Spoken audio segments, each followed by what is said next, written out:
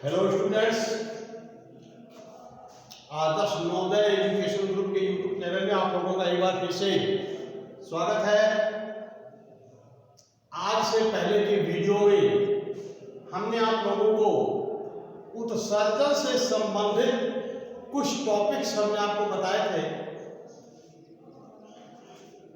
और ये लेसन खास तौर से मानव में उत्सर्जन तंत्र का अध्ययन से रिलेटेड है। मानव में प्रमुख उत्सर्जी अंग किडनी होता है और इसलिए किडनी के बारे में हम किडनी की संरचना और उसकी क्रियाविधि के बारे में अध्ययन हमको करना है। तो आज से पहले के वीडियो में हमने आपको किडनी से संबंधित नेफ्रॉन की संरचना के बारे में डिटेल में मैंने आपको बताया था। नेफ्रॉन क्या होता है? मनुष्य में एक जोड़ी किडनी पाया जाता है और प्रत्येक किडनी में लगभग 10 लाख से 20 लाख तक अति सूक्ष्म नलिकाकार रचनाएं पाई जाती हैं। इन नलिकाकार रचनाओं को नेफ्रॉन या वृक्क नलिका कहते हैं। नेफ्रॉन उत्सर्जन की तथा किडनी की क्रियात्मक व संरचनात्मक इकाई होती है। तो नेफ्रॉन की संरचना हमने आपको बताया था कि नेफ्रॉन के कौन कौन से भाग होते हैं, क्या उनकी विशेषता है, उसके बारे में आज से पहले के वीडियो में आप लोगों ने अध्ययन किया है। अब मनुष्य जो है उत्सर्जी पदार्थ के प्रकृति के आधार पर मनुष्य यूरियोटेलिक जंतु होता है, यानी मनुष्य में प्रमुख उत्सर्जी पदार्थ यूरिया होता है, यानी मानव जो है यूरिया का उत्सर्जन करता है। तो यूरिया का निर्माण हमारे लीवर सेल में होता है। कैसे होता है? उस प्रक्रिया यानी कि लीवर सेल में यूरिया निर्माण की प्रक्रिया जो है आर्निथिन चक्र के अंतर्गत होता है। यानी आर्निथिन चक्र क्या है? लीवर में संपन्न या लीवर सेल में संपन्न होने वाली वह क्रिया जिसमें अमोनिया से यूरिया का निर्माण होता है, आर्निथिन चक्र कहलाता है। वापस देखिए, आर्निथिन चक्र क्या है? लीवर सेल में संपन्न होने वाली वह क्रिया जिसमें अमोनिया से यूरिया का निर्माण होता है, आर्निथिन चक्र कहलाता है। तो अमोनिया कैसे बनता है, पहले तो ये जानना जरूरी है। अमोनिया यानी हमारे शरीर में आवश्यकता से अधिक जो अमीनो अम्ल होते हैं, उस अमीनो अम्ल का लीवर सेल में डीएमिनेशन होता है। पहले आवश्यकता से अधिक अमीनो अम्ल का लीवर में डीएमिनेशन होता है। डीएमिनेशन का मतलब होता है कि अमीनो अम्ल से अमोनिया निर्माण की क्रिया डीएमिनेशन कहलाता है। तो लीवर सेल में अमीनो अम्ल से यूरिया का अमीनो अम्ल से सबसे पहले अमोनिया का निर्माण होता है। तो अमोनिया जो है ये हमारे शरीर के लिए अपेक्षाकृत अधिक हानिकारक होता है। तो लीवर सेल क्या करते हैं? अधिक हानिकारक अमोनिया को कम हानिकारक यूरिया में कन्वर्ट कर देती है। हालांकि यूरिया भी हानिकारक होता है, लेकिन अमोनिया की अपेक्षाकृत कम हानिकारक होता है।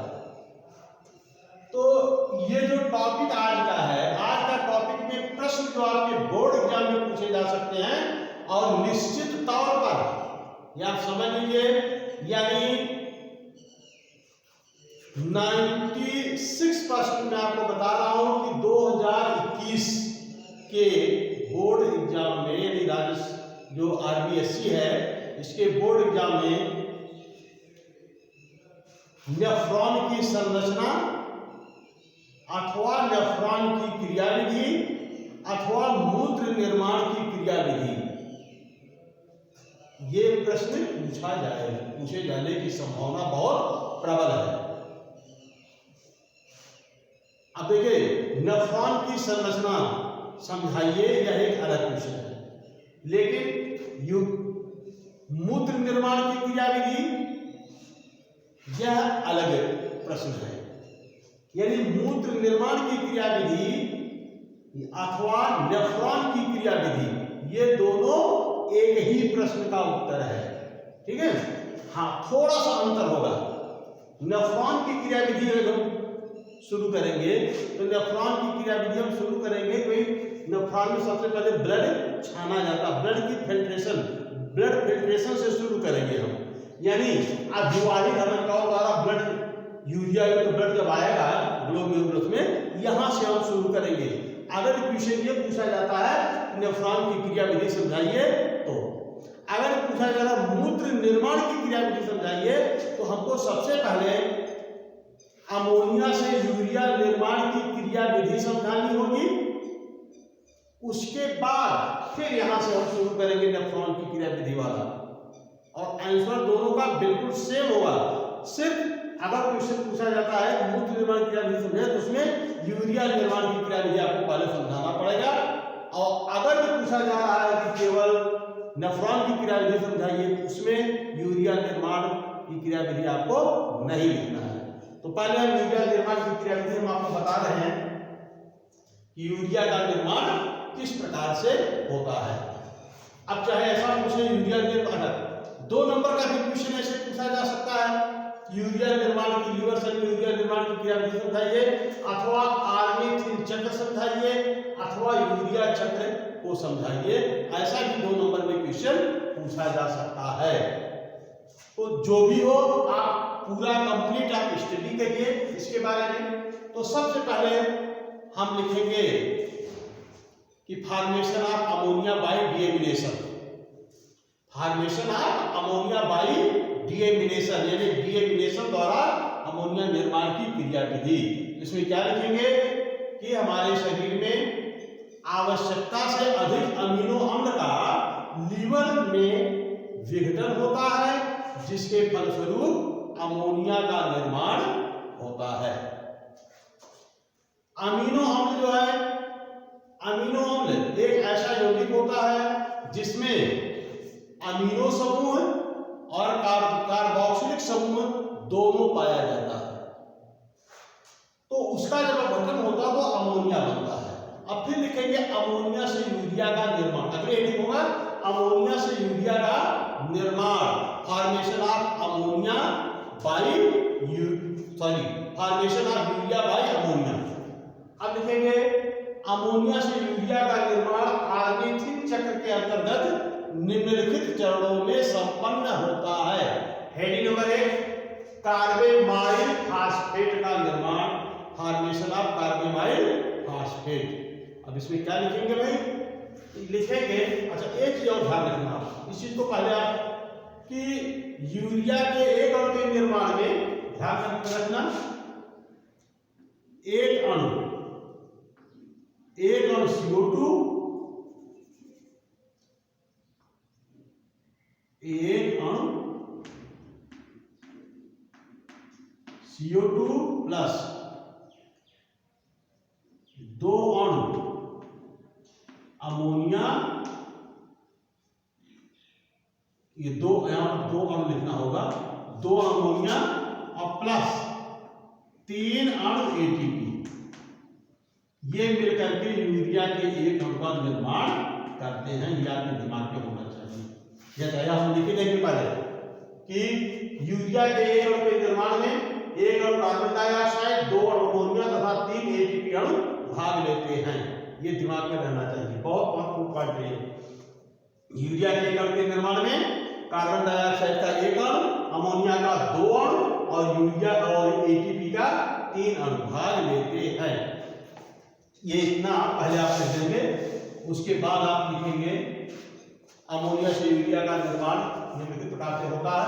अब लिखेंगे कार्बेमाइल फास्फेट का निर्माण। तब लिखेंगे सर्वप्रथम एक अणु अमोनिया और एक अणु कार्बन डाइऑक्साइड। देखिए यहां पर सर्वप्रथम एक अणु अमोनिया और एक अणु कार्बन डाइऑक्साइड, ये 2 ATP अणुओं का उपयोग करते हुए कार्बेमाइल फास्फेट का निर्माण कर देते हैं। हेडिंग क्या लिखा था, कार्बोनाइल फास्फेट का निर्माण। उसमें क्या लिखेंगे, सर्वप्रथम हम एक अणु अमोनिया यानी अमोनिया का एक अणु, कार्बन डाइऑक्साइड का एक अणु, दो एटीपी अणुओं का उपयोग करते हुए कार्बोनाइल फास्फेट का निर्माण कर देते हैं। अगली हेडिंग, सिट्रुलिन का निर्माण, फॉर्मेशन ऑफ सिट्रुलिन। इसमें क्या लिखेंगे भैया आप देखिए, अब इसमें लिखेंगे कि कार्बोनाइल फास्फेट ऑर्निथिन ट्रांसकार्बोनाइलेज एंजाइम की उपस्थिति में, किसी भी शब्द का एज लगा है तो एंजाइम हो गया, पहले मैंने आपको बताया था। सर्वप्रथम इसके बाद लिखेंगे दूसरा हेडिंग का सिट्रुलिन का निर्माण। इसमें लिखेंगे कार्बोनाइल फास्फेट ऑर्निथिन ट्रांसकार्बोनाइलेज एंजाइम की उपस्थिति में ऑर्निथिन के साथ, ऑर्निथिन के साथ क्रिया करके सिट्रुलिन का निर्माण करता है। ये हो गया था। अगली हेडिंग डालेंगे आर्जिनिनो सक्सिनिक अम्ल का निर्माण, फॉर्मेशन ऑफ आर्जिनिनो सक्सिनिक अम्ल। इसमें क्या लिखेंगे भैया, लिखेंगे एस्पार्टिक अम्ल सिट्रुलिन के साथ मिलकर, देखिए एस्पार्टिक अम्ल सिट्रुलिन के साथ मिलकर आर्जिनिनो सक्सिनिक अम्ल का निर्माण करता है। क्या हमने आपको बताया, एस्पार्टिक अम्ल सिट्रुलिन के साथ मिलकर आर्जिनिनो सक्सिनिक अम्ल का निर्माण करता है। इस अभिक्रिया में आर्जिनिनो सक्सिनिक सिंथेटेज एंजाइम सहायक होता है। ऐसा भी लिख सकते हैं, सीधा ऐसा लिखो आप कि आर्जिनिनो सक्सिनिक अम्ल सक्सिनिक सिंथेटेज एंजाइम की उपस्थिति में, आर्जिनिनो सक्सिनिक सिंथेटेज एंजाइम की उपस्थिति में एस्पार्टिक अम्ल सिट्रुलिन के साथ मिलकर के आर्जिनिनो सक्सिनिक अम्ल का निर्माण करता है। इस क्रिया में ध्यान देना बहुत महत्वपूर्ण पॉइंट है, इस क्रिया में अमोनिया का दूसरा अणु एस्पार्टिक अम्ल के रूप में पार्टिसिपेट करता है। अमोनिया का एक अणु यहाँ पर है और दूसरा अमोनिया का अणु किस रूप में भाग लेता है, महत्वपूर्ण पॉइंट ये कि ऑर्निथिन चक्र में अमोनिया का दूसरा अणु किस रूप में ऑर्निथिन चक्र में पार्टिसिपेट करता है। तो क्या लिखेंगे, एस्पार्टिक अम्ल के रूप में अमोनिया का दूसरा अणु ऑर्निथिन चक्र में प्रवेश करता है और आर्जिनिनो सक्सिनिक अम्ल का निर्माण हो जाता है। उसके बाद हेडिंग लिखेंगे आर्जिनिन का निर्माण। अब इसमें क्या लिखेंगे, आर्जिनिनो सक्सिनेज एंजाइम की उपस्थिति में, आर्जिनिनो सक्सिनेज एंजाइम की उपस्थिति में आर्जिनिनो सक्सिनिक अम्ल का विघटन आर्जिनिन तथा फ्यूमेरिक अम्ल में हो जाता है। कोई प्रॉब्लम नहीं होगी आपको बोलने में। आर्जिनिनो सक्सिनेज एंजाइम की उपस्थिति में आर्जिनिनो सक्सिनिक अम्ल का विघटन आर्जिनिन और फ्यूमेरिक अम्ल में हो जाता है। अगली हेडिंग लिखेंगे ऑर्निथिन और यूरिया का निर्माण, ऑर्निथिन और यूरिया का निर्माण। तो इसमें क्या लिखेंगे, इसमें लिखेंगे कि आर्जिनिन यानी आर्जिनेज एंजाइम की उपस्थिति में, आर्जिनेज एंजाइम की उपस्थिति में आर्जिनिन यूरिया तथा ऑर्निथिन में विघटित हो जाता है। आर्जिनेज एंजाइम की उपस्थिति में आर्जिनिन यूरिया तथा ऑर्निथिन में विघटित हो जाता है और यह ऑर्निथिन फिर कार्बोनाइल फास्फेट से मिलकर के अगला ऑर्निथिन चक्र का प्रारंभ करता है। तो ये यूरिया बन गया। अब यह यूरिया जो है ये ब्लड में मुक्त कर दिया जाता है, ठीक है। अब यह यूरिया जो है अभिवाही धमनिकाओं द्वारा ग्लोमेरुलस में लाया जाएगा और जहां पर फिर इसका फिल्ट्रेशन का कार्य संपन्न होगा। तो अब यहाँ पर आपने जो स्टडी किया ऑर्निथिन चक्र के बारे में अध्ययन हम लोगों ने कर लिया। अब इसके बाद होगा तो यूरिया का निर्माण हो गया। अब फिर अब ये भी ध्यान रखना, दोबारा मैं आपको बता रहा हूं, अगर किसी ने पूछा जरा मूत्र निर्माण की क्रिया विधि, तब तो आपको इसको इसमें सम्मिलित करना है। अगर जो केवल इतने पूछ रहा है कि नेफ्रॉन की क्रिया विधि समझाइए, तब आपको ये चीज नहीं लिखना है। अब हम जो आपको बताने जा रहे हैं वो चीज आपको लिखना पड़ेगा, ठीक है। तो अब इसको मैं मिटा रहा हूं। ये है ऑर्निथिन चक्र।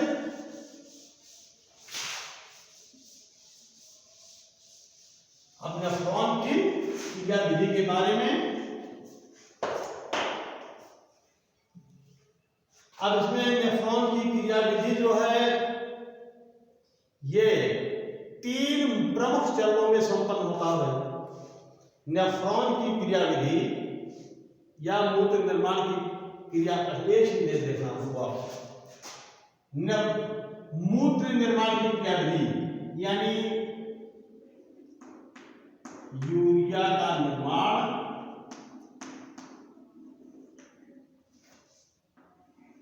नंबर 1। नंबर 2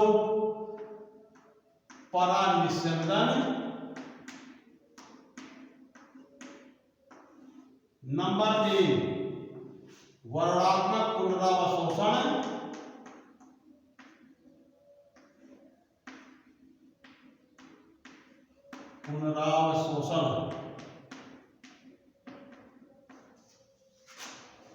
और नंबर 4 नलिकीय श्रावण।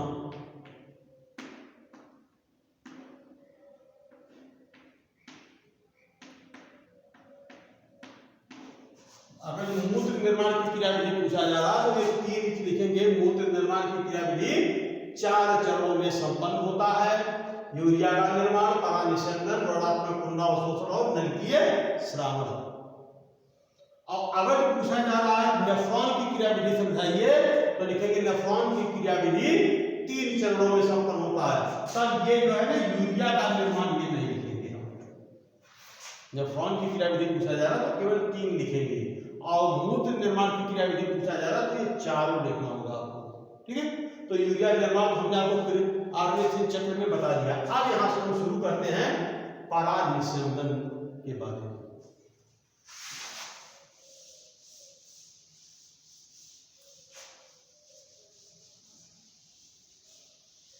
परानिस्यंदन, अगली हेडिंग अल्ट्रा फिल्ट्रेशन।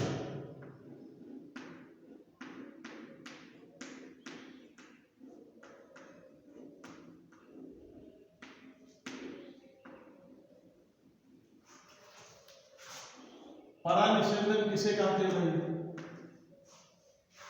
सामान्य सी परिभाषा,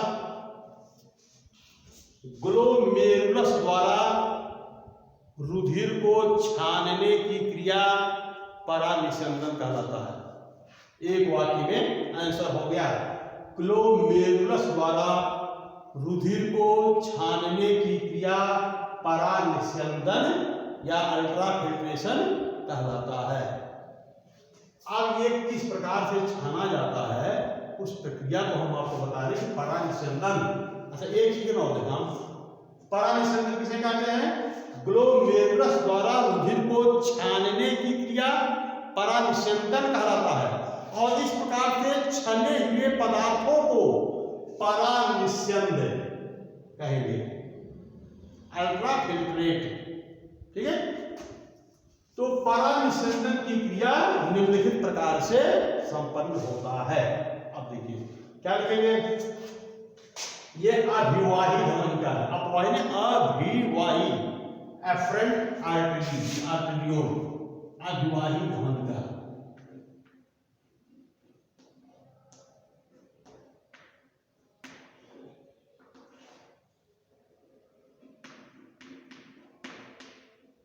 अभिवाही धमनी का।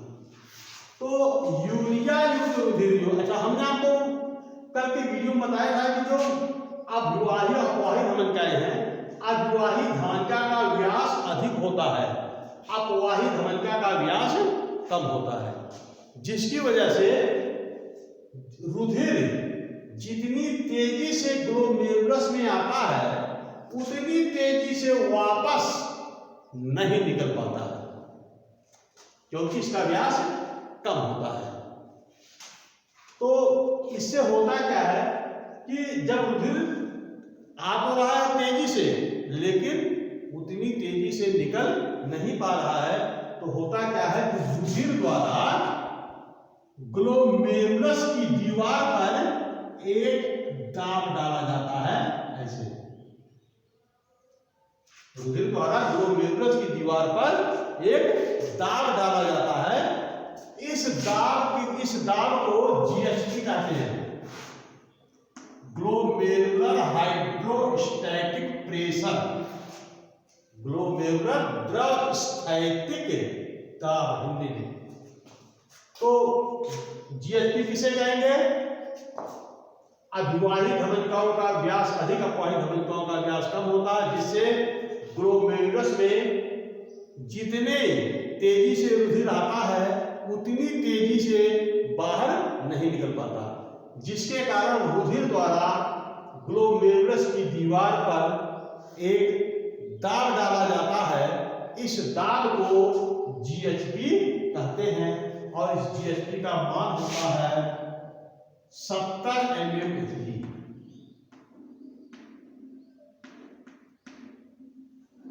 जीएचपी का मान कितना होता है? 70 mm होता है। अब देखिए, अब इस दाब की वजह से रुधिर के प्लाज्मा में जो पदार्थ हैं, कुछ पदार्थ क्षण करके, ये देखो ये आपका बोमेन कैप्सूल है, तो बोमेन कैप्सूल की गुहा में आ जाते हैं। कुछ इस प्रकार से यहां पर देख लीजिए,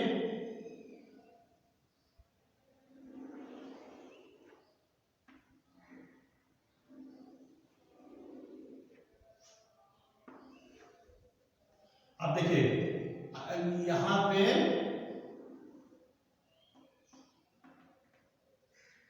ये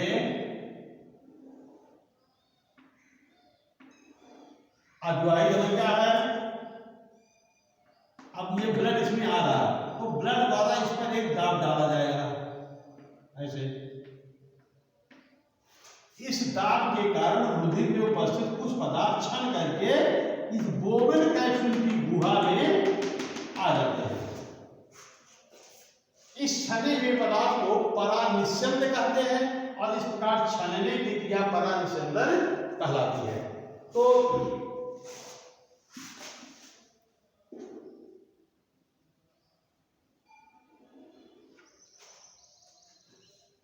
ये जो दाब होता है 70 में, इसी दाब की वजह से रुधिर में उपस्थित पदार्थ छन करके बोमेन कैप्सूल की गुहा में आ जाता है। ध्यान रखना, रुधिर के सारे पदार्थ तो आ नहीं जाते।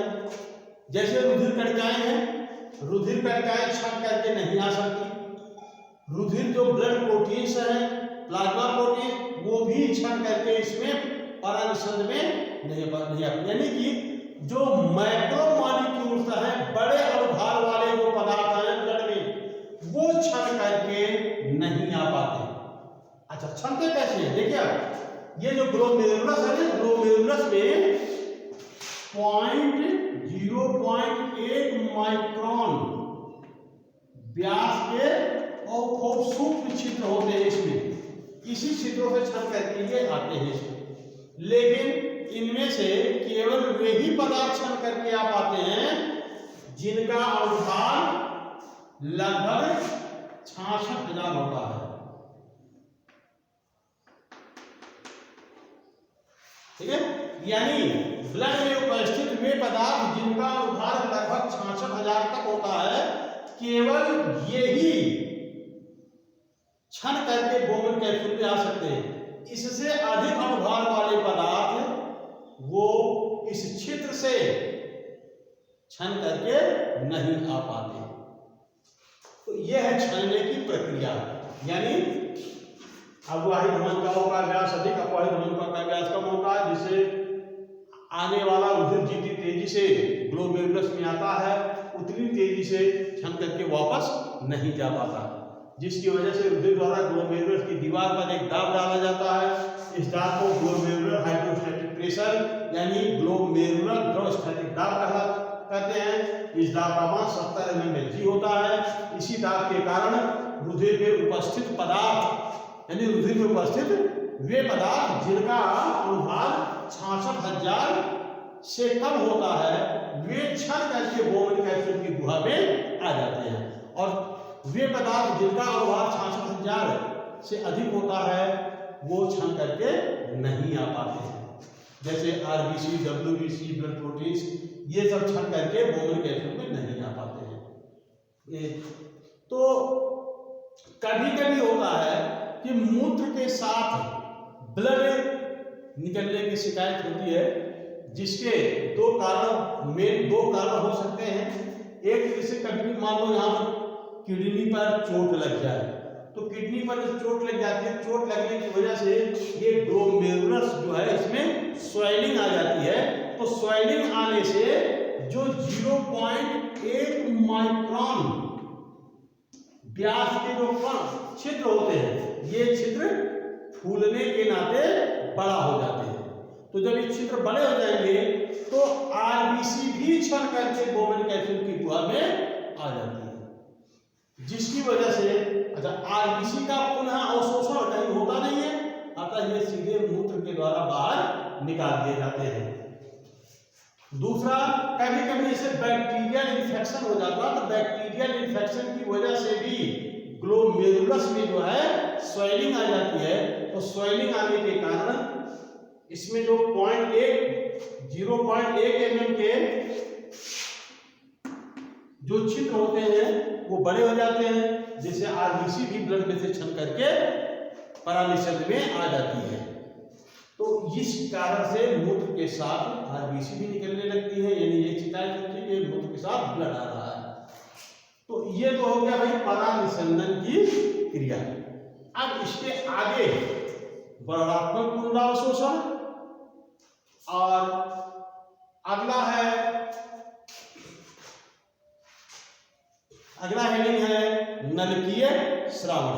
तो अगले हेडिंग हम डालते हैं वर्णात्मक पुनरावशोषण। परानिसंदन के बाद वर्णात्मक पुनरावशोषण।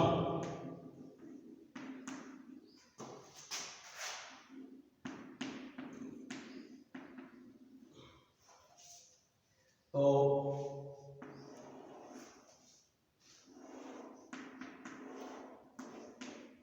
और तीसरा है नलकीय श्रावण। तो वर्णात्मक पुनरावशोषण और नलकीय श्रावण, इसके बारे में कल के वीडियो में मैं आप लोगों को बताऊंगा। और आज जितना मैंने बताया है वो आप तैयार कर लीजिए, और इस वीडियो को लाइक करिए, शेयर करिए, जिससे और भी बच्चों को फायदा हो सके। Thank you.